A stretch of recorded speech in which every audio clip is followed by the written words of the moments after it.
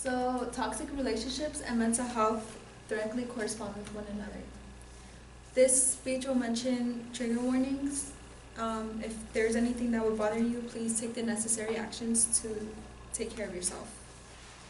So, you've been hurt before, and everyone in this room has as well, and you've all hurt someone else in your life.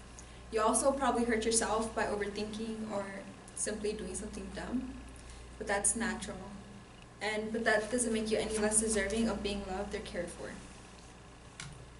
Toxic relationships can destroy your mental health, and there's a limit of pain each person is able to take on mentally, physically, and emotionally. So basically, I have been interested in the human psyche for over 3 years, and I've taken 7 classes, 4 over here and 3 at ASU, on the human brain and human's mental capacity. And I've read multiple books about how the human relationship directly ties with people's mental health. In this speech, I will tell you why you should cut everybody off that is toxic to you. So basically, a toxic relationship has a debilitating effect on your mental health. It constructs trauma, insecurity, and isolation. And I will give you 3 examples and how through mental and physical abuse. There's sexual abuse as well, however we won't go in depth with it. And I will also cover trigger warnings. So after traumatic experiences, most people after being hurt multiple times in your life, people will numb their emotions to prevent further pain. People will live in fear of other people's emotions because someone that once claimed they cared for them had hurt them, so they live in fear. And they feel they are undeserving of being cared for. And people may see their emotions as triggers, which will cause them to lash out. My neighbor of 13 years has grown up with a very rough life, and she would often tell me stories about her past years. She'd say, "Veronica, I'm only telling you this not for sympathy, but so that you could avoid the same mistakes I had made." She was sexually abused. Her mom abused her, and she was married for 10 years with an abusive husband. She said, "I found a man I thought was worth the fear of being loved, and we dated 5 months before my mom forced us to get married. The night we left the courthouse and we got home, there was a mess in the kitchen. He beat me, and I was bruised all over. Then he invited his family over to celebrate our marriage. There is one pot in the sink." He often called her names, and because of this, she became very insecure. Closeness with other people besides her children caused her to have severe anxiety attacks. And she often stressed about her appearances, which gave her severe migraines, which would not allow her to go to work. She lived in fear of contact with other people, and the pain she had endured caused her to become distrusting.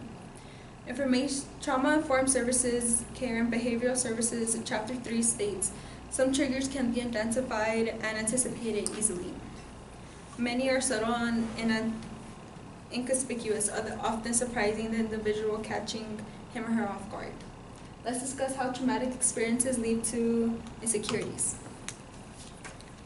Insecurities can be a cause of extreme anxiety, and because someone is very insecure, they feel the need to make up for their lack of self-confidence and trust in another person, and this takes a toll on their mental health. Everyone's insecure, and that's completely normal. However, toxic relationships will worsen it or bring up new insecurities. Toxic people bring up insecurities by spreading rumors and lies, putting them down by saying harsh words, like saying, "Oh, you look kind of awkward," more. And these people are not your real friends. They do not care for you, and they do not care about your mental health, so why do you care about having them in your life? Jackson McKenzie, an author who wrote Psychopath Free, stated, "They plant little seeds of poison, whispering to everyone, idealizing their face. They insult them behind their backs. Insulting doesn't even capture the subtlety of a psychopath's gossip." This shows that most people don't even realize how toxic another person is until they already affected them before it's already affected them. Because someone's insecure, they may feel the need to make up for their insecurities by making sure they appear smart, beautiful, funny, or loved. Some insecurities can be overbearing, and being alone can mimic a sense of a false haven. This could lead to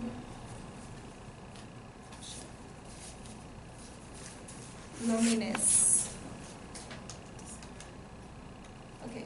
Humans are made to be sociable animals, and when we refute human interaction, this causes us to have to take on all the problems we deal with ourselves. If there's problems that we're dealing with mentally or physically, this makes a person have to deal with everything, which makes everything twice as worse. Jerry J. Kennedy, a professor at Harvard, says how loneliness affects mind and wrote. Okay.